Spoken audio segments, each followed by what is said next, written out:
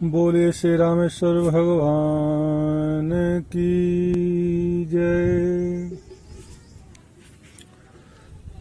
सुखदेव जी परीक्षित जी को अर्जुन द्वारा सुभद्रा हरण की कथा सुनाते हैं। उसके बाद मिथिला में दो भक्त, एक राजा भक्त है, दूसरा रंक भक्त है। बहलाश मिथिलापति राजा हैं और श्रुतदेव ब्राह्मण गरीब झोपड़पट्टी वाले हैं, झोपड़ी वाले हैं। दोनों ने भगवान को निमंत्रण दिया।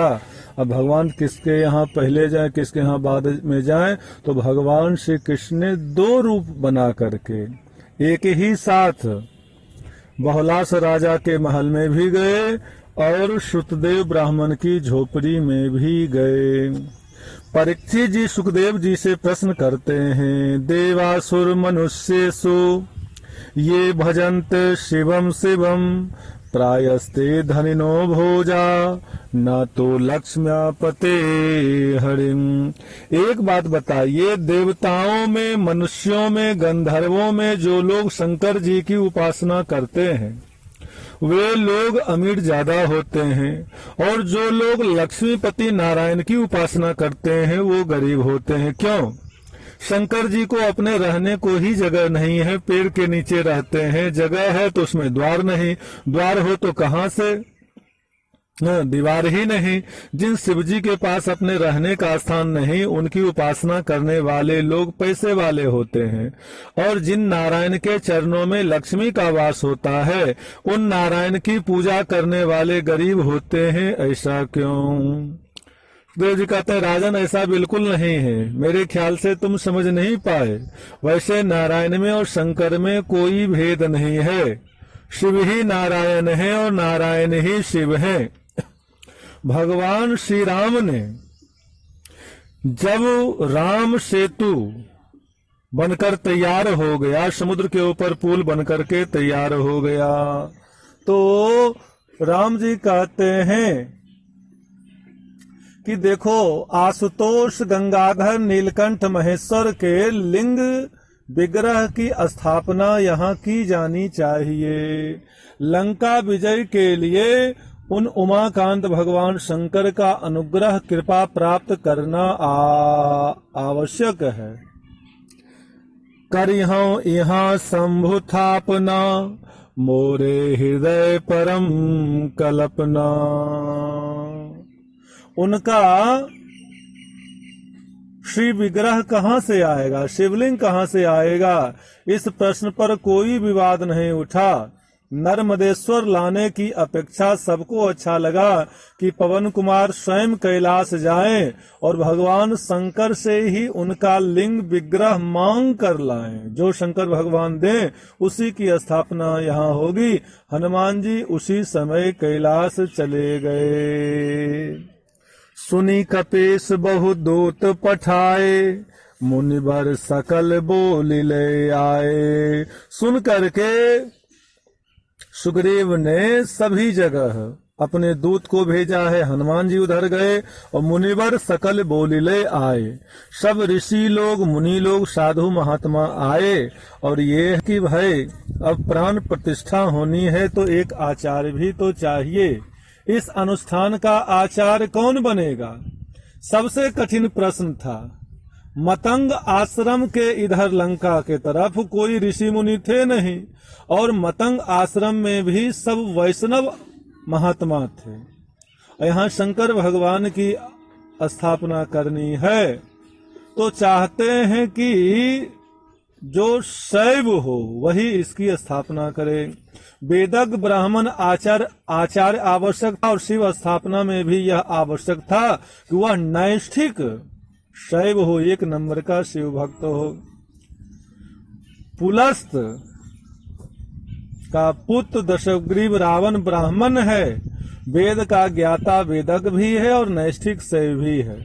भगवान श्री राम ने अपने वाक से सबको चौंका दिया। हम आचार्यत्व के लिए उनको आमंत्रित कर ही सकते हैं। आमंत्रित करने में क्या दोष है? रावण को आप अपना आचार्य बनाएंगे? सुग्रीव बेचारे डर गए, सशंक स्वर में पूछा। भगवान श्री राम ने कहा कि क्या दोष है उनमें? दशग्रीव, रावण इतना क्षुद्र नहीं है कि आचार होकर आने पर कोई कपट करे, कोई छल करे। विभीषण बोले कि महाराज, रावण मेरा भाई है, मैं उसको जानता हूँ, आपका अनुमान एकदम सही है। आने पर मेरा बड़ा भाई अग्रज यहाँ कपट नहीं करेगा, छल नहीं करेगा, और आ गए तो अपने कर्तव्य में किंचित प्रमाद भी नहीं करेंगे। जो काम करने के लिए आएंगे वो एकदम बढ़िया से करेंगे। उनके जैसा वेतज्ञ, विधि विशेषज्ञ भी इस समय कोई दूसरा दिखाई नहीं पड़ता। वे नहीं ही आवेंगे, यह भी मैं निश्चय पूर्वक नहीं कर सकता। मैं ये दावा के साथ नहीं कर सकता हूँ कि वे आएंगे ही या नहीं ही आएंगे। उनका स्वभाव अद्भुत है। वे कब किस विषय में क्या निर्णय करेंगे कोई दूसरा व्यक्ति अनुमान नहीं कर सकता। आपकी इच्छा हो तो उन्हें आमंत्रित करने में, न्योता देने में दोष नहीं लगेगा, और मैंने सोचा इसमें कोई बुरा चीज है। भगवान श्री राम ने सबकी ओर देखा और पूछा, ये बताओ कि दूत बनकर रावण के पास कौन जाएगा? हाँ, हनुमान जी को बोले, हनुमान जी तो उधर चले गए। किसको भेजे? बोले ऋक्षराज जामवंत जी को जाना चाहिए। जामवंत जी क्यों जाएंगे? बोले ये सृष्टिकर्ता ब्रह्मा के ये मानस पुत्र हैं, और दशग्रीव ब्रह्मा जी के पुत्र पुलस्त जी का पोता है, तो बाबा के भाई हो गए जामवंत जी। हाँ, तो इनकी उपेक्षा रावण सहसा नहीं कर सकेगा। बाबा का भाई एक तरह से दादा का भाई दादा ही लगेगा। अब जामवंत जी चले, लंका में तो आतंक फैल गया। इस बार राम ने एक ऋक्ष भालू को भेजा है। अच्छा, जामवंत जी कैसे हैं? बोले प्रथम कल्प के सतयुग में, सृष्टि की आदि में ही जामवंत जी की उत्पत्ति हुई। और सतयुग में जानते हैं आदमी 21 हाथ लंबा होता था, और त्रेता में 14 हाथ, द्वापर में 7 हाथ, कलयुग में 3.5 हाथ। और ये जामवंत जी भालू महाराज जो है, आकार में कुंभकर्ण से तनिक ही छोटे थे। पूरे नगर में यह समाचार बिजली की गति से फैल गया कि भैया ये कोई विशाल भालू राम जी ने भेजा है। सबके हृदय की धड़कनें बढ़ गई। पहले बानर भेजा, पूरी लंका जला गया, और अब भालू भेजा। हे भगवान, सबको फाड़ के रख देगा, चिर फाड़ के रख देगा। और ऋक्ष भालू तो बानर से और ज्यादा खतरनाक होता है। जामवंत जी को किसी से कुछ पूछना नहीं पड़ा। द्वार के प्रहरियों ने, सेवकों ने, द्वारपालों ने, सिपाहियों ने हाथ जोड़कर बता दिया, महाराज उधर जाइए। अब बीच में भी मार्ग एकदम सुनसान मिला। कोई डर के मारे रोड पर दिखाई नहीं पड़ा। कोई मिला भी तो भय के कारण बिना पूछे ही एक ही शब्द बोले ही संकेत करके बता देता कि महाराज उधर जाइए। इस प्रकार जामवंत जी सीधे राजसभा के द्वार पर पहुंचे। द्वारपाल ने दौड़ करके जामवंत जी का समाचार रावण को सुनाया है कि महाराज जामवंत जी आए हैं। उन्होंने कहा कि रावण से कह दो कि महर्षि पुलस्त का भाई ऋक्ष जामवंत श्री राम का दूत होकर आया है। स्वयं रावण अपने सिंहासन से उठा और द्वार तक जामवंत जी को लेने के लिए आया। रावण ने जामवंत जी के लिए अर्घ दिया, आसन पाद ये सब की व्यवस्था करने लगा। जामवंत जी ने कहा कि देखो मैं अर्घ का पात्र नहीं हूँ। क्यों? जामवंत जी हंसकर बोले कि मैं इक्ष्वाकु गोत्रीय अयोध्या नरेश महाराज दशरथ के ज्येष्ठ पुत्र राम का दूत होकर आया हूँ। उन्होंने तुम्हें सादर प्रणाम कहा है कि आप आसन ग्रहण करें। रावण ने विनय पूर्वक कहा, आप हमारे पितामह दादा के भाई हैं, आप हमारे पूज्य हैं। आप एक राक्षस की अर्चा स्वीकार कर लेंगे, हाँ, मेरी पूजा स्वीकार कर लेंगे तो मैं आपका संदेश भी सावधान होकर सुन सकूंगा। जामवंत जी ने कोई आपत्ति नहीं की। रावण ने अर्घ पादादि दिया, इन्होंने स्वीकार कर लिया। अर्चा के बाद 10 रावण बैठ गया। तब जामवंत जी ने कहा कि इक्ष्वाकु गोत्रीय श्री राम ने तुम्हें प्रणाम कहा है। वे सागर सेतु बंध पर भगवान शंकर के लिंग विग्रह की स्थापना जल्दी से जल्दी करना चाहते हैं। इस प्राण प्रतिष्ठा अनुष्ठान को संपन्न कराने के लिए उन्होंने वेदज्ञ परम शैव पौलस्त दशग्रीव को आचार्य पद पर वरण करने की इच्छा जाहिर की है। मैं उनकी ओर से तुम्हें निमंत्रित करने आया हूँ, आपको आमंत्रित करने आया हूँ।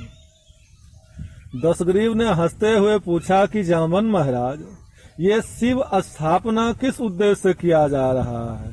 क्या लंका विजय की कामना से किया जा रहा है? रावण को जीतने की इच्छा से किया जा रहा है? जामवंत जी ने मुस्कुराकर स्वीकार किया कि सही बात है, ये स्वाभाविक है। श्री राम की भगवान शंकर के चरणों में भक्ति है। जैसे आप शंकर भगवान को चाहते हैं, वैसे राम जी भी चाहते हैं। प्रहस्त बगल से चिल्लाया, ये धृष्टता है, ये अत्यंत निर्लजता है। लंकेश्वर ऐसा प्रस्ताव कभी स्वीकार नहीं कर सकते। रावण ने कठोर स्वर में अपने मामा को डांट दिया, मामा तुम्हें किसने मध्य में पड़ने को कहा है? जीवन में पहली बार किसी ने रावण को ब्राह्मण माना और आचार बनाने के योग माना और निमंत्रण दिया है। रावण इतना कायर पुरुष कभी नहीं निकलेगा कि वो भारत के परम प्रशंसित महर्षि पुलस्त के सगे भाई वशिष्ठ जी भी ब्रह्मा जी के पुत्र हैं। तो वशिष्ठ जी के यजमान का आमंत्रण, अपने आराध्य की स्थापना के, अपने भगवान शंकर के स्थापना के आचार्यत्व का आमंत्रण अस्वीकार कर देगा। मैं तो अस्वीकार नहीं कर सकता, मैं तो स्वीकार कर लूंगा। हे ऋक्षेश्वर जामवंत जी, तपस्वी राजकुमार ने जब इतना बड़ा आचार आमंत्रित किया है तो देखना होगा कि इस आचार के अनुसार वो उचित अधिकारी यजमान है भी या नहीं। मैं परीक्षा लेना चाहूंगा। और रावण ने जामवंत को देखा, आप तो जानते ही हैं कि आप त्रिभुवन जयी राम के इस शत्रु की पुरी में पधारे हैं, जिसको त्रिभुवन में कोई जीत नहीं सकता। यदि हम आपको यहाँ बंदी बना लें, आपको लौटने ही ना दें तो? प्रहसुला, हाँ ये ठीक होगा। राक्षसों को भी यह ठीक लगा। किसी ने जामवंत जी के सेतु बंद शब्द पर ध्यान नहीं दिया था कि समुद्र के ऊपर पुल बन गया। दशग्रीव रावण तक ने समझा था कि राम जी शिव की स्थापना करके समुद्र पर सेतु निर्माण शुरू करेंगे। जामवंत खुल करके हंसे, बोले रावण ये संभव नहीं है। मुझे रोकने की शक्ति लंका के सब राक्षसों के सम्मिलित प्रयास में भी संभव नहीं है। सब मिलकर भी मुझे रोक नहीं सकते। लेकिन मैं चूंकि राम का दूत हूं, मुझे कोई धृष्टता बदमाशी करने की, युद्ध करने की अनुमति नहीं है और न ही आवश्यकता। मैं जब चलने लगा था ना, तब राम जी के छोटे भाई लक्ष्मण जी ने समुद्र तट पर वीरासन लगा करके अपना आसन जमाले वीरासन में बैठ गए और उन्होंने जल से आचमन करके अपने तरकस से पाशुपात अस्त्र निकाल लिया था और मुझसे कहा था कि हे ऋक्षराज जामवंत जी, रावण से कह देना कि यदि एक मुहूर्त में आप सकुशल वापस आ गए, उनको दिख गए, तब तो ठीक है, और कहीं एक मुहूर्त तक आप नहीं दिखाई पड़े तो यह अस्त्र संपूर्ण रावण और राक्षस कुल के संहार का संकल्प लेकर छूट जाएगा। अब सब राक्षस का मुख सूख गया, सब भयभीत हो गए। प्रहस्त के शरीर से पसीना निकलने लगा, शरीर लथपथ हो गया पसीना से। रावण भी कांप उठा। पाशुपतास्त्र, ये भगवान शंकर का अमोघ अस्त्र, ये सृष्टि में एक साथ दो पुरुष प्रयोग नहीं कर सकते। अब भले रावण इंद्रजीत के तरकस में है, लेकिन लक्ष्मण जी ने पहले निकाल लिया है और संकल्प कर लिया है, तो स्वयं भगवान शंकर भी उसे उठा नहीं सकते, उसका तो कोई जवाब ही नहीं है। रावण ने अपने को संभाल करके कहा, आप पधारें, यजमान हमारे लायक है, उचित अधिकारी है, उसे अपने दूत को संरक्षण देना आता है। राम से कहिए मैंने उसका आचार्यत्व स्वीकार कर लिया, और हाँ, पूजा में क्या क्या सामान लगेगा वो तो यजमान उपलब्ध कराता है, और यदि यजमान के पास नहीं है तो उसको जुटा देना आचार्य का कर्तव्य होता है। मैं उनको लेकर के आ रहा हूँ, क्योंकि जानता हूँ कि बेचारे वो जंगल में हैं, भले राजकुमार हैं, तो जंगल में उनके पास क्या सामान होगा। अब विधि विधान के साथ मुझे करना, एक भी नियम छूटना नहीं है। जामवंत को विदा दे करके रावण ने आवश्यक सामग्री इकट्ठा करने की आज्ञा दे दी और स्वयं अशोक वाटिका पहुंचा। रावण ने सीता से कहा, इस समय रावण तुम्हारे सामने राम के आचार्य के रूप में आया है। जामवंत जी आए रहे और ऐसे न्योता भेजा है, शिवलिंग की स्थापना होनी है, तो शिव स्थापना करने जा रहे हैं, तो मुझे उन्होंने आचार्य के रूप में वर्ण किया है। जैसे सीता जी ने सुना तो तुरंत भूमि पर भाल रख करके रावण को प्रणाम किया। रावण ने आशीर्वाद दिया, सौभाग्यवती भव, दोनों हाथ फैला करके। सुग्रीव बोला, तुम जानती हो कि पत्नी के बिना गृहस्थ के सब अनुष्ठान अपूर्ण रहते हैं, राम का अनुष्ठान पूर्ण हो। अब चूंकि मैं दायित्व तो ले लिया हूँ, आचार्य बन गया हूँ, तो ये सारा दायित्व तो मेरा है कि अनुष्ठान में कोई कमी न रह जाए। रथ आ रहा है, तुम उस पर बैठ जाओ, लेकिन याद रखना तुम वहां रहकर भी रावण की बंदनी रहोगी। जब पूजा अनुष्ठान समाप्त हो जाएगा तो इसी प्रकार जैसे यहाँ से शांत चल रही हो, वैसे शांत वहां से आकर के स्वयं रथ पर बैठ जाना। जानकी जी ने दोनों हाथ जोड़ करके मस्तक झुका लिया और कहा कि मेरे स्वामी ने योग आचार्य का वर्ण किया है, मैं चलने को तैयार हूँ। रथ पर बैठकर जब रावण समुद्र के तट पर पहुंचा तो समुद्र के ऊपर पुल देखकर उसके नेत्र खुले के खुले रह गए। रथ को इसी ओर सीता सहित छोड़ करके वो आगे बढ़, कहा कि देखो आदेश मिलने पर आना, हाँ जब वहां आदेश दे दूंगा तब आना, और स्वयं आकाश मार्ग से अकेला आया। जामवंत जी से समाचार पाकर श्री राम जी भाई के साथ स्वागत को पहले से ही तैयार थे, वानर सेना को समझा रखा था। इक्ष्वाकु गोत्रीय दासरथी राम आपको प्रणाम करता है। दशग्रीव जैसे तट पर उतरा, राम जी ने भूमि में साष्टांग प्रणाम किया। रावण ने आशीर्वाद दिया, आयुष्मान भव, समर विजय भव। सबको आश्चर्य हुआ, लेकिन रावण ने सुग्रीव विभीषण तक की उपेक्षा कर दी, किसी की तरफ देखा नहीं, जैसे कि वो लोग यहाँ हैं ही नहीं। वो सब भी प्रणाम कर रहे हैं लेकिन किसी का जवाब नहीं दिया। पहले भूमि का शोधन करो, भूमि का शोधन हो गया, करके रखे हैं। तो रावण ने कहा ठीक है, अब यज्ञ होगा तो नियम जानते हो, बिना पत्नी के कोई यज्ञ होता नहीं है, तो यजमान की पत्नी कहाँ है। अब सब सिर झुका लिए। रावण ने कहा कि राम तुम सन्यासी नहीं हो और बिना पत्नी के वानप्रस्थ आश्रम में जो रहा जाता है वो व्रत भी तुमने नहीं लिया है, तब पत्नी रहित अनुष्ठान तुम कैसे कर सकते हो। भगवान श्री राम ने हाथ जोड़ करके विनम्र वाणी में कहा कि यजमान और समर्थ हो तो वेद के ज्ञाता आचार्य उत्तम कल्प के अभाव में, वस्तु के अभाव में दूसरे विधान भी तो कर सकते हैं। रावण ने कहा कि कर सकते हैं, लेकिन पहली बार मैं किसी का आचार्य बना हूं और ये कोई छोटी मोटी कमी नहीं, बहुत बड़ी कमी, ये कमी रह जाए ये मुझे स्वीकार नहीं है। रावण हंसा और कहा कि तुम्हारी धर्म पत्नी उस तरफ है, किसी को भेज दो उस पार, रथ खड़ा है। यजमान किसी वस्तु को उपलब्ध कराने में असमर्थ हो तो उन्हें उपलब्ध कराना आचार्य का दायित्व होता है। लेकिन हे राम, अनुष्ठान के अंत में जो सामान ब्राह्मण देता है वो उपकरण आचार्य को लौटा दिया जाता है, और जैसे घर से लेकर आए थे वो घर लेकर के चले जाते हैं।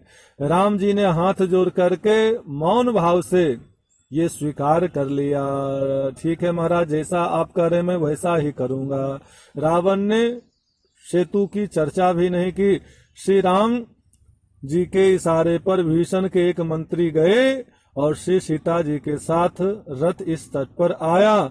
उसमें अन्य आवश्यक सामग्री पूजा के लिए रखी थी, वो सामग्री रावण के पास रखी गई और सीता जी आई, रावण के बगल में खड़ी हो गई। रावण ने सीता जी को आदेश दिया कि पति के बाएं भाग में, पार्श्व भाग में बैठो और अनुष्ठान में आवश्यक सहयोग दो।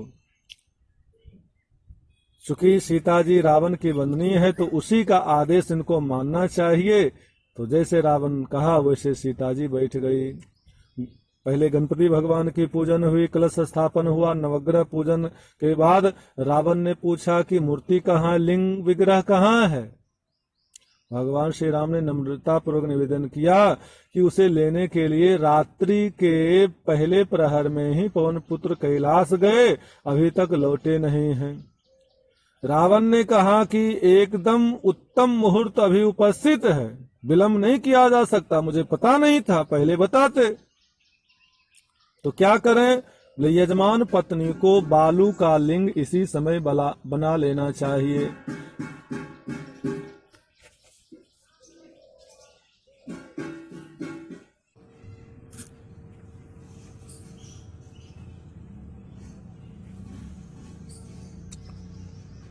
आचार ऐसा ही होना चाहिए कि कैसा भी यजमान हो, विधि संपन्न कराने में उसका तनि भी संकोच न करे। एकदम नियम में कोई कोताही नहीं होना चाहिए। अब माता जानकी ने अपने हाथों से ही समुद्र की भीगी हुई बालुका से बड़ी सी लिंग मूर्ति निर्मित की। रावण बताता रहा, निर्देश देता गया। रेणुका का ही, बालू का ही आधार पीठ बना। श्री राम ने वही श्री विग्रह स्थापित किया। रावण ने विधि के सहित पूजा संपन्न करा दिया, प्राण प्रतिष्ठा करा दिया। रावण ने कहा सब विधि विधान पूरा हो गया, अब आचार्य की दक्षिणा। भगवान श्री राम दोनों हाथ जोड़कर बोले, आप जो आज्ञा करें। संपूर्ण वानर दल का हृदय बड़े जोर से धड़कने लगा कि ये रावण क्या मांगेगा। हाँ, कहीं सीता जी को ही मांग दिया तब क्या होगा। रावण ने कहा कि राम, जिसके पास स्वयं सोने की लंका है, जिससे त्रिभुवन को जीत लिया है, वो तुमसे संपत्ति नहीं मांगेगा। राम जी शांत स्वर में बोले कि आप जान रहे हैं कि आपका यजमान इस समय वनवासी है, फिर भी जो आज्ञा हो श्री राम उसे पूर्ण करने की प्रतिज्ञा करता है। रावण ने कहा कि हे राम, युद्ध के समय तुम मुझे देख करके मुस्कुराना नहीं तो तुम मुस्कुराओगे, तुम्हारी मुस्कुराहट ऐसी है कि धनुष बाण छूट जाएगा। और दूसरी बात है, दशग्रीव जब समर सैया ग्रहण करे, जब मरे, तब तुम उसके सन्मुख उपस्थित रहोगे, यही दक्षिणा चाहिए। अच्छा आचार, ये आपको जरूर मिलेगा। श्री राम के आंखों में अश्रु आ गए। अब लक्ष्मण तथा दूसरे सब ने सच्ची श्रद्धा के साथ इस अद्भुत आचार्य को भूमि में मस्तक रख करके प्रणाम किया। जनक नंदनी सीता जी को संकेत मिला, वो स्वयं रथ पर बैठ गई। रावण ने पुल के ऊपर पैर नहीं रखा, वो गगन मार्ग से ही गया। जानकी जी रथ पर बैठकर लंका लौट गई। अब रावण जैसे ही उधर गया कि इधर पवन पुत्र हनुमान शिवलिंग लेकर के पहुंचे। वे दोनों कंधों पर 2 शिवलिंग लिए हुए आए थे। यहाँ स्थापना हो चुकी, मैं महाराज लेकर आ गया हूँ। वे लेके आ गए हो, देखो यहाँ पर शिवलिंग की प्राण प्रतिष्ठा हो गई। अब हनुमान जी को गुस्सा भी आया, दोनों लिंग विग्रह को नीचे रखा और कहा कि मैं वहां गया, आपने कहा कि शंकर जी से मांगकर लाना, तो शंकर भगवान का दर्शन नहीं हुआ और देर तक स्तुति करने पर वे प्रकट हुए और फिर उन्होंने 2 लिंग दिया, वही लानी थी, इसमें विलंब हुआ तो मेरा कोई दोष तो है नहीं।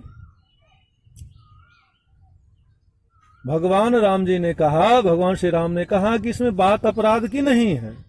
आचार्य ने कहा कि मुहूर्त व्यतीत हो रहा था, मुहूर्त व्यतीत, आचार्य कौन बुला ले? रावण। हाँ, तो उन्होंने ही सीता जी को कहा कि बालू का विग्रह बना लिया, सीता जी ने बना दिया, उसी की स्थापना करके पूजा करवा दी, मैंने पूजा कर लिया। अब पूरी घटना हनुमान जी को पता चला। भगवान श्री राम ने कहा कि तुमको यदि मन में असंतोष है, गुस्सा हो रहा है, तो इस स्थापित मूर्ति को हटा दो, तो तुम जो मूर्ति लाए हो 2, उसमें से एक की स्थापना कर दूंगा।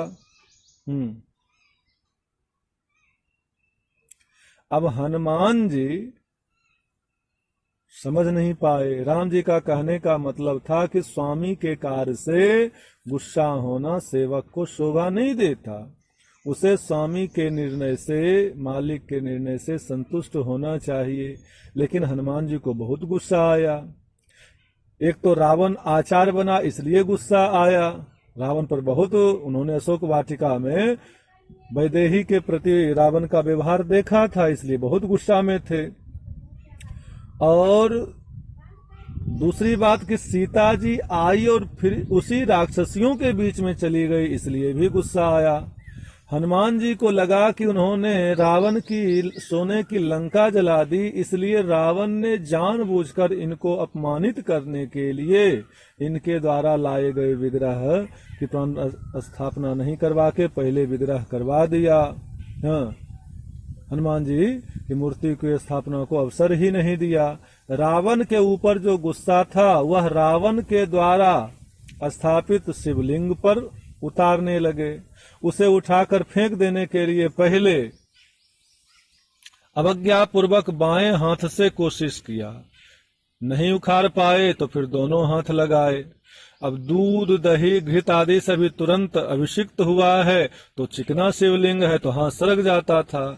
हनुमान जी ने अंत में अपनी पूंछ को शिवलिंग में लपेटा, पूरी शक्ति लगाई, शिवलिंग तो थोड़ा भी नहीं हिला। हाँ, ये जरूर हुआ कि हनुमान जी का पूंछ का कुछ भाग टूट गया और हनुमान जी दूर जाकर के गिरे। भगवान श्री राम आतुरता पूर्वक उठे, उन्होंने हनुमान जी के ऊपर कृपा दृष्टि डाले, उन्हें उठाया, अपने हाथों से उनकी पीड़ा, पूंछ वाला जो घाव था उसको दूर करके स्नेह पूर्वक समीप बैठाकर समझाया कि पवन पुत्र, तुमने आते ही क्रोध पूर्वक पैर पटका था, इससे तुम्हारे पैर पृथ्वी में धस गए थे और अब तुम्हारी पूंछ भी टूट गई है। अतः यहाँ तुम पाद गुप्त छिन्न पुछ विग्रह के रूप में सदा पूजित रहो। इसी रूप में पूंछ थोड़ी टूटी रहेगी, अब पैर से जो गड्ढा बना उसी में गुप्त रहो। हनुमान, तुम्हें सोचना चाहिए था कि जो सारे संसार को अपने इशारे से बनाने वाली है, वो सीता जी ने अपने हाथों से जिस शिवलिंग का निर्माण किया और जिसका मैंने यजमान बन करके स्थापना करवाया और रावण जैसा विद्वान ने प्राण प्रतिष्ठा करवाया, उस लिंग विग्रह को हिलाया उखाड़ा कैसे जा सकता है? भगवान श्री राम ने कहा कि अब तुम अपने लाए विग्रह में से एक की स्थापना कर दो, उसका नाम हनुमदीश्वर होगा। उसका दर्शन किए बिना जो भी मेरे द्वारा स्थापित रामेश्वर के दर्शन पूजन करेगा उसको फल नहीं मिलेगा। और दूसरा लिंग विग्रह ऐसे रख दो, अपूजित रहने दो, उसकी स्थापना मैं अगले कल्प में करो दूंगा। श्री हनुमान जी ने आज्ञा पालन किया हनुमदीश्वर लिंग स्थापित कर दिया। दूसरा लिंग विग्रह जो विश्वेश्वर कहा जाता है अब भी अपूजित है। इसके पश्चात श्री राम सेतु पर आकर खड़े हुए। तो तुलसी बाबा कहते हैं लिंग थाप विधिवत करी पूजा, शिव समान प्रिय मोहि नहीं दूजा। लिंग की स्थापना करके राम जी कहते हैं भगवान शंकर के समान मुझे कोई दूसरा प्रिय नहीं है। शिवद्रोही मम भगत कहावा, सो नर सपने हो मोहि न पावा। जो शंकर जी का द्रोह करता है और मेरा भक्त कहता है कि मैं राम जी का भक्त हूँ, वह सपने में भी मुझे नहीं पा सकता है। शंकर विमुख भगति चह मोरी, सोनार की मूढ़ मति थोड़ी। जो शंकर जी का विरोध करता है और मेरी भक्ति चाहता है, बोले वो मुझे पाएगा, बोले नरक जाएगा, नरक जाएगा। शंकर प्रिय मम द्रोही, शिव द्रोही मम दास, ते नर करहि कलप भरे, घोर नरक मोहवास।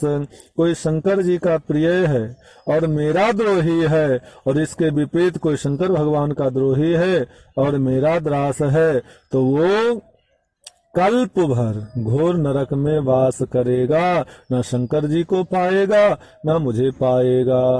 जे रामेश्वर दर्शन करी हैं, ते तनु तज मम लोक सिधरि हैं। जो मेरे द्वारा स्थापित इस रामेश्वर का दर्शन करेगा, वो जब शरीर छोड़ेगा तो सीधे मेरे धाम जाएगा। जो गंगा जल आनि चढ़ाएं, सो सायुज मुक्ति नर पावहीं। जो गंगा जल ला करके रामेश्वर भगवान के ऊपर चढ़ाएगा, वो मेरी सायुज मुक्ति पाएगा।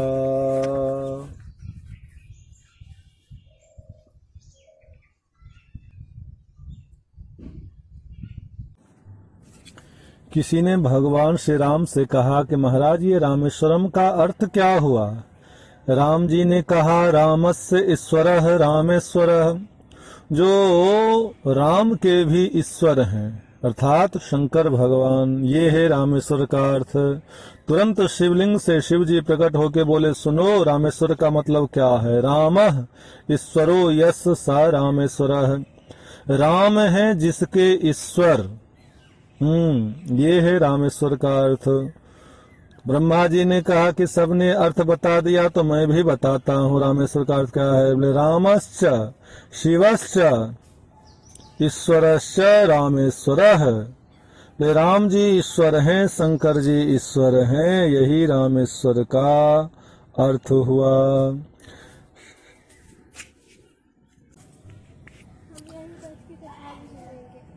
गीता प्रेस से एक ग्रंथ आया है भक्त चरितांक, उसमें नरहरि सोनार की कथा है। आइए एक भजन के माध्यम से सुने। एक हैं दोनों शिव और राम, एक हैं दोनों शिव और राम।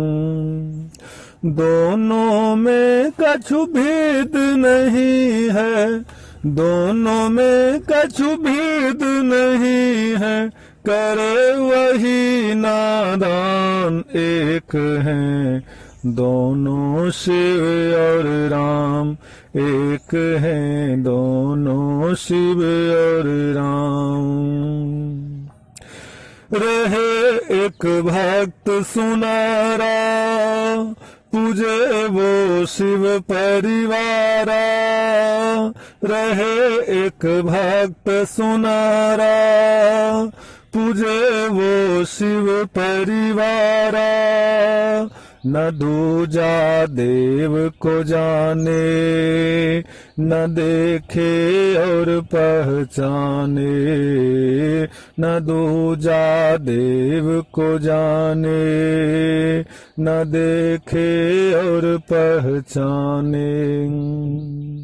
भोले बाबा से ही बनते, भोले बाबा से ही बनते, बिगड़े उसके काम। एक हैं दोनों शिव और राम, एक हैं दोनों शिव और राम। दोनों में कछु भेद नहीं है, दोनों में कछु भेद नहीं है, करे वही नादान, एक हैं दोनों शिव और राम, एक हैं दोनों शिव और राम। महाराष्ट्र में एक भक्त हो गए। महाराष्ट्र में एक तीर्थ है पंढरपुर, जहां विठलनाथ भगवान है। पुंडरीक नाम का भक्त हुआ, माता पिता की सेवा करता रहा, भगवान आ गए। पुंडरीक मैं आ गया हूँ। पुंडरीक ने कहा महाराज अभी माता पिता की सेवा में हूँ। भगवान ने कहा मैं चला जाऊंगा।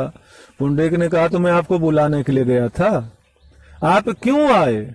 मेरे माता पिता की सेवा से प्रसन्न होकर आए हैं और उसी सेवा में मैं लगा हूँ, कैसे छोड़ दूं?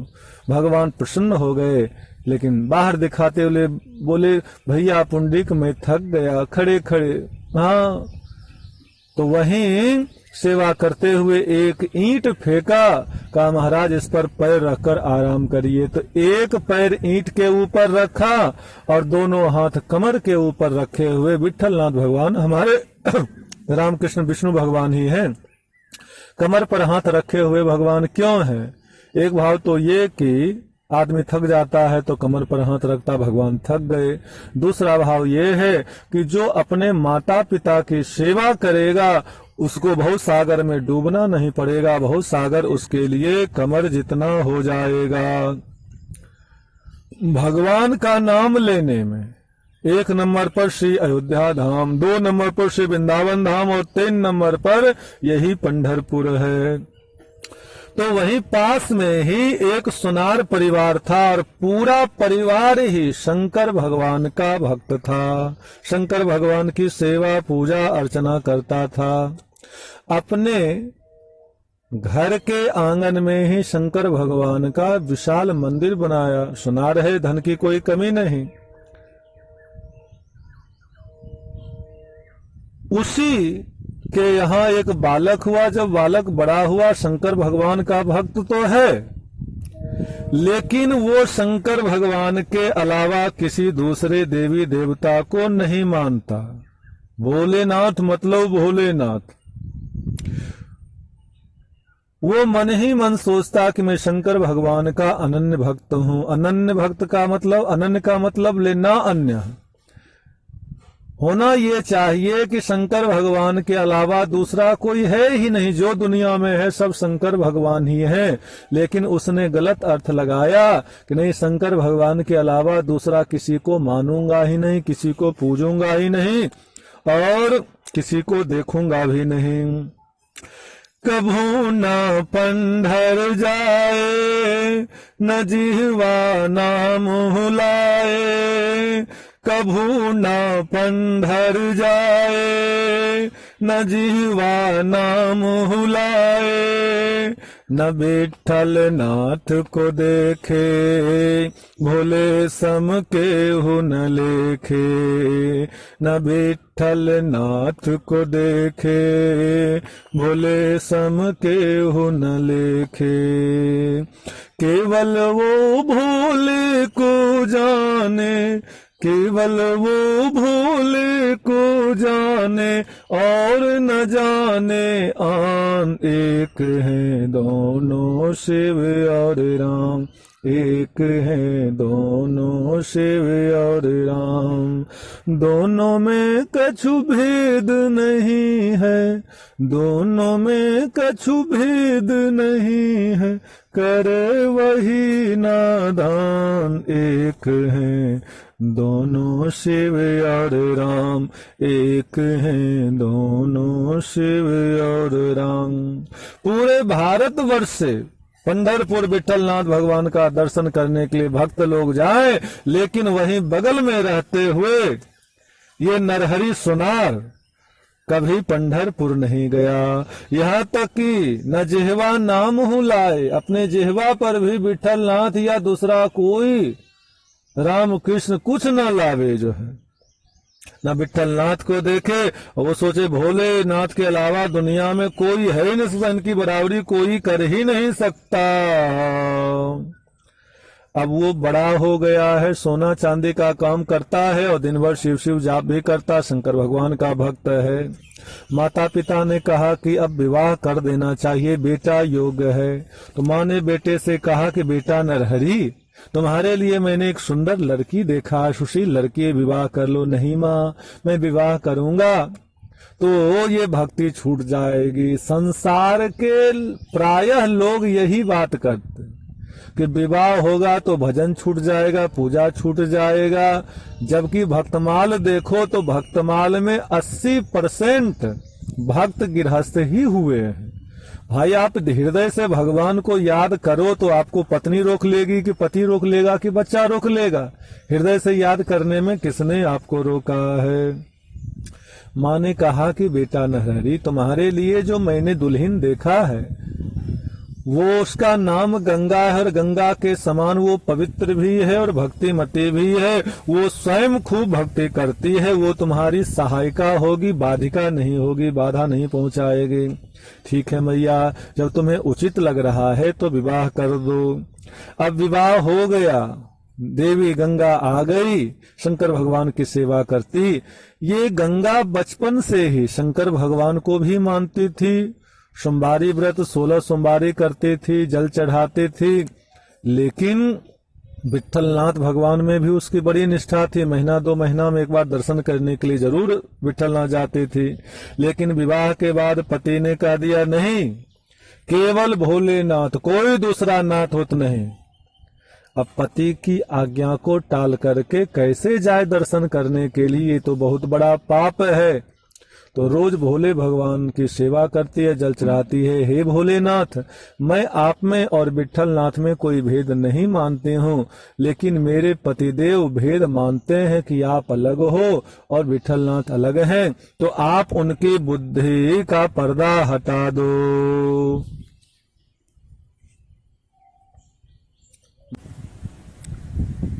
और शंकर भगवान ने देवी गंगा की प्रार्थना स्वीकार कर ली।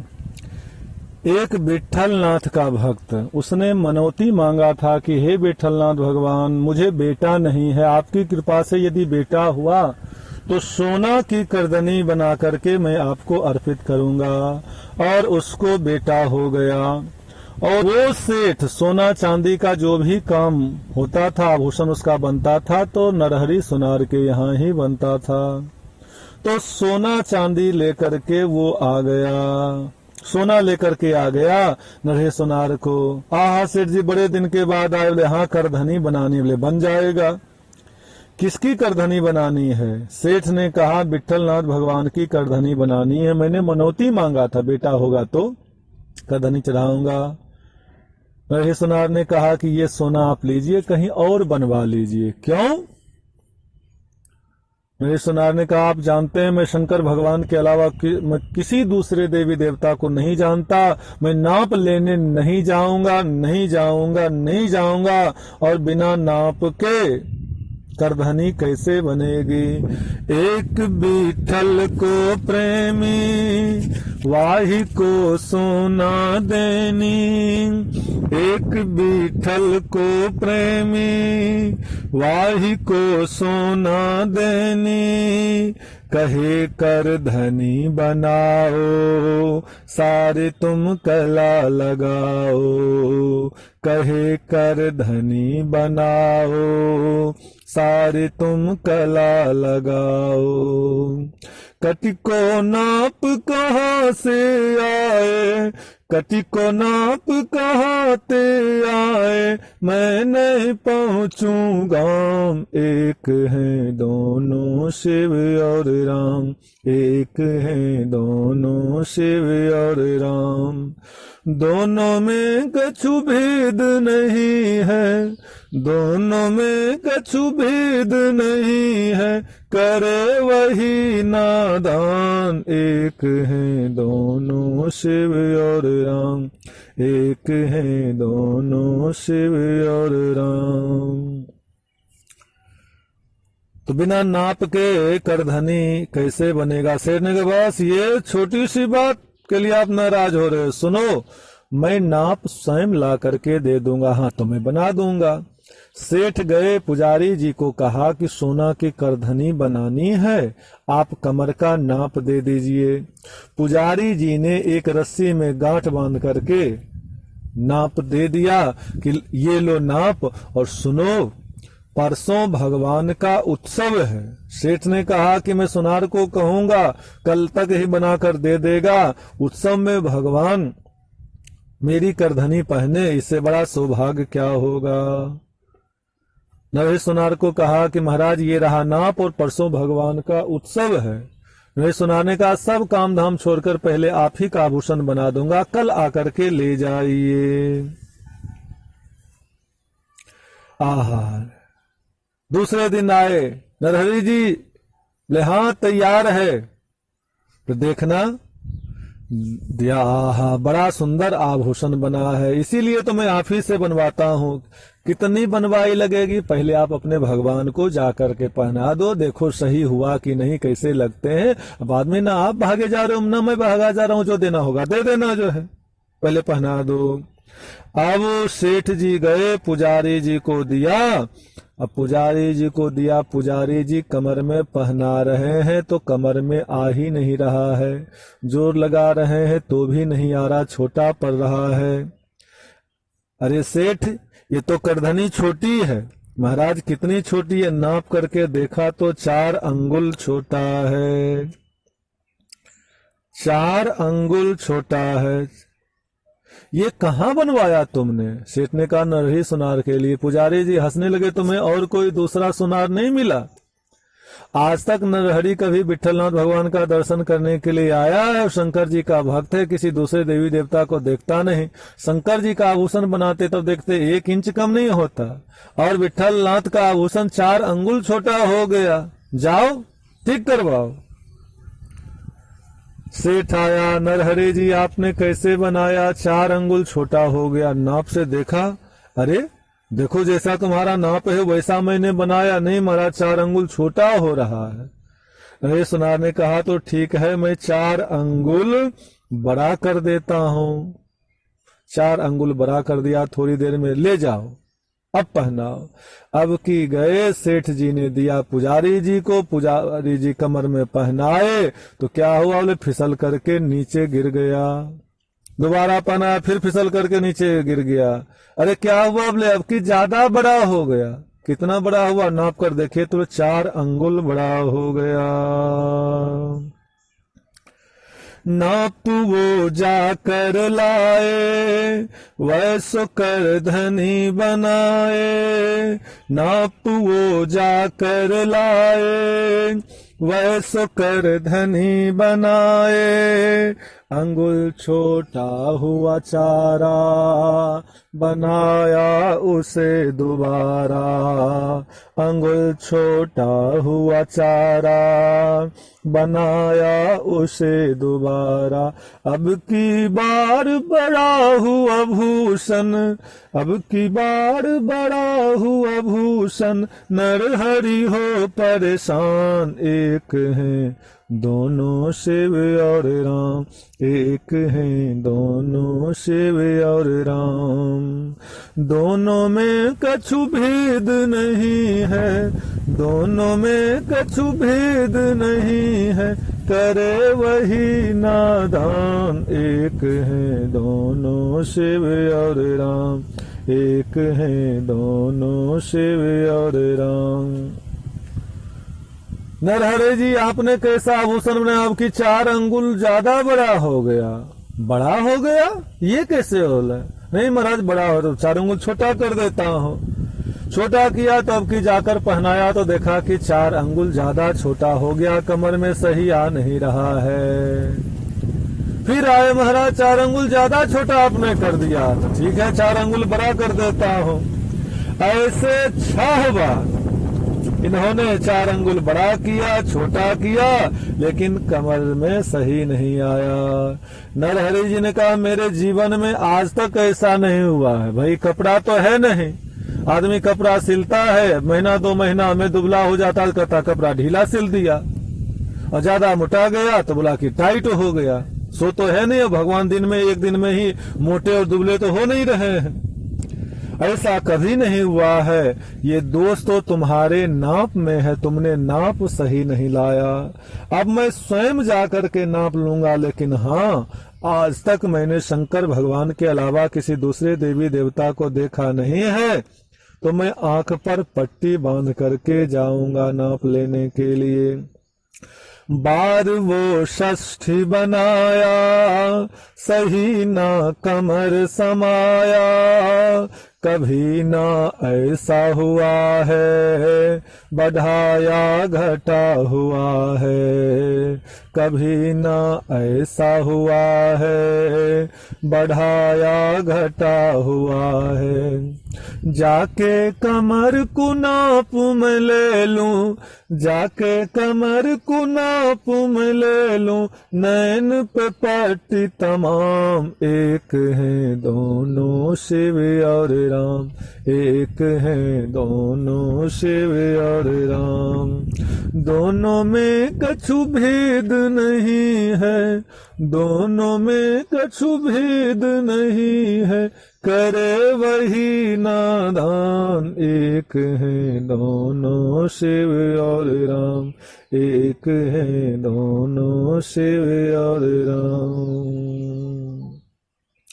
अब पूरे गांव में बात फैल गई। नरहरि सोनार जो कभी विठलनाथ भगवान का दर्शन करने के लिए नहीं आए, आज नाप लेने के लिए आ रहे हैं। लोगों की भीड़ इकट्ठी हो गई। सही कहते हैं दादा बड़ा न भैया, सबसे बड़ा रुपया। सेठ जी ने माल बढ़िया दिया होगा, जिसके लोभ में अपना नियम ताक पर रखकर नाप लेने के लिए आ रहे हैं। लेकिन देखा, अरे नरहरि सोनार जी आ रहे हैं, धीरे धीरे आ रहे हैं। नजदीक, अरे ये सेठ पकड़ के ला रहा है, और अरे ये तो आंख पर पट्टी बांधे हुए हैं। जैसे कुंती गांधारी को लाती थी वो आंख पर पट्टी बांधे हुए, तो वैसे ये लेकर के आ रहे हैं। ओ हो जय हो सरकार, नाप लेना है लेकिन दर्शन नहीं करना है। मंदिर के गर्भगृह में सबको प्रवेश करने का अधिकार नहीं है।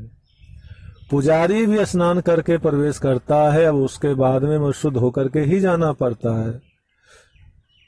अब ये सुना रहे हैं गर्भगृह में जाना जरूरी, आज तो कोई घुसने नहीं देगा, लेकिन उस समय की बात, पंचगव्य से शुद्ध किया गया इनको, और भीतर गए, आंख पर पट्टी बंधी हुई। कहा कि महाराज विठलनाथ भगवान सामने खड़े हैं, हाँ हाथ बढ़ाओ और कमर का नाप लो। अब ये आंख पर पट्टी बंधे हुए आगे हाथ बढ़ाया कमर में, अरे ये तो बाघंबर छाला लग रहा है।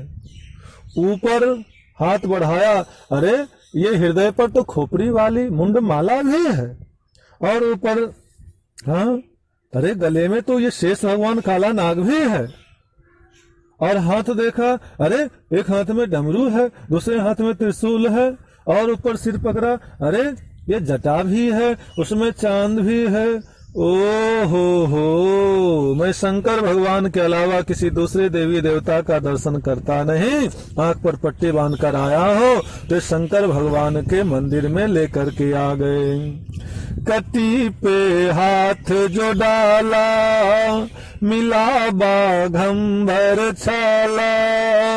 कटी पे हाथ जो डाला, मिला बाघंबर छाला। हृदय पे नर मुंड माला, गले में शेष कराला। हृदय पे नर मुंड माला, गले में शेष कराला। डमरू और त्रिशूल मिले हैं, डमरू और त्रिशूल मिले हैं, जटा में बैठे चांद। एक हैं दोनों शिव और राम, एक हैं दोनों शिव और राम। दोनों में कछु भेद नहीं है, दोनों में कछु भेद नहीं है, करे वही नादान। एक हैं दोनों शिव और राम, एक हैं दोनों शिव और राम। नरेश नाथ ने कहा कि मेरे साथ छल हुआ है। शंकर भगवान के मंदिर में ले आए और कह रहे हैं विठल नाथ भगवान का मंदिर है, तो जब भाई भोलेनाथ ही है तो आंख पर पट्टी बांधा क्यों रहेगा। तो पट्टी खोला, हटाया और आंख खोल करके देखा तो सामने विठलनाथ भगवान है। और जैसे देखा विठलनाथ भगवान तो आंख फिर से मूंद लिया और फिर से पट्टी बांध लिया और फिर देखता है तो कमर पे हाथ डाला तो बाघम्बर छाला, ऊपर मुंड माला है, नाग भी है, डमरू भी है, त्रिशूल भी है, चांद भी है, जटा भी। ओ हो है तो शंकर भगवान ही, लेकिन दिखाई नहीं पड़े। वे बहुत देर से आंख पर जो पट्टी बंधी रही ना, सही से देख नहीं पाया है तो शंकर भगवान ही। तो फिर से पट्टी खोला और पट्टी खोलकर देखता है तो विठलनाथ भगवान है। आंख जो खोल के देखा बैठ विठल है विसेखा। आंख जो खोल के देखा बैठ विठल है विसेखा। नैन जो मूंद लिया रे शंभु ने दरस दिया रे। नैन जो मूंद लिया रे शंभु ने दरस दिया रे। पुनः निहारा उसने तब हरि, पुनः निहारा उसने तब हरि। बैठे अपने धाम एक हैं दोनों शिव और राम। एक हैं दोनों शिव और राम। दोनों में कछु भेद नहीं है, दोनों में कछु भेद नहीं है। करे वही नादान। एक हैं दोनों शिव और राम। एक हैं दोनों शिव और राम। बेचारा आंख बंद करके देखता है तो भोलेनाथ है, आंख खोल कर देखता है तो विठलनाथ है। समझ में आ गया कि भोलेनाथ और विठलनाथ दोनों दो नहीं हैं। पट्टी खोल करके और भगवान से लिपट गया। महाराज बड़ी गलती हुई, मैं आप में और भोलेनाथ में भेद मानता रहा। आप दोनों दो नहीं हो, दोनों एक हो।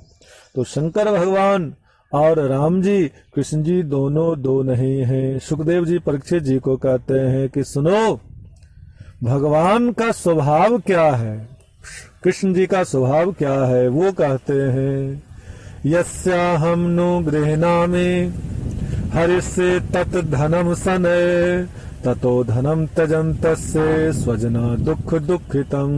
जिस पर मैं कृपा करता हूँ धीरे धीरे उसका धन छीन लेता हूँ और फिर जो कोई काम करता है सब में असफल हो जाता है, सब में घाटा लगता है। तब लेकिन वो अपने सगे संबंधियों मित्रों से सहायता मांगता है तो वहां से भी धक्के दिलवा देता हूँ और अंत में हार करके मेरी शरण में आ जाता है। उसको अभय पद देता हूँ, फिर उसको किसी दरबार में हाथ फैलाने की आवश्यकता नहीं है। सुखदेव जी कहते हैं कि एक विकासुर नाम का राक्षस हुआ, भस्मासुर, उसी को कहते हैं भस्मासुर की कथा बताई और कहा देखो एक बार देवताओं में हुआ कि तीनों देवताओं में सर्वश्रेष्ठ कौन है। परीक्षा लेने के लिए भृगु मुनि को भेजा गया त्रिदेव की। तो ब्रह्मा जी को प्रणाम नहीं किया तो वो नाराज हो गए। शंकर भगवान को थोड़ा अमंगल कह दिया, वो भी त्रिशूल लेकर मारने को दौड़े, लेकिन विष्णु भगवान सोते हुए थे। सोते हुए भगवान के छाती में लात मारा, भगवान उठकर बैठ गए। मेरी छाती बड़ी कठोर है, आपके चरण बड़े कोमल। हाँ देखो, हाँ आपको कष्ट पहुंचा होगा। आप जैसे ब्राह्मण आए तो उठकर सम्मान करना चाहिए। गलती मेरी है, मैं सोया रह गया। जबकि हकीकत है इतना कठोर लात करके मारा कि कहीं भी भगवान रहे वो हृदय पर भृगु लात का चरण चिन्ह पड़ा हुआ है। तो ये है भगवान का स्वरूप। बोले रामेश्वर भगवान की जय, भक्त नरेश नार की जय।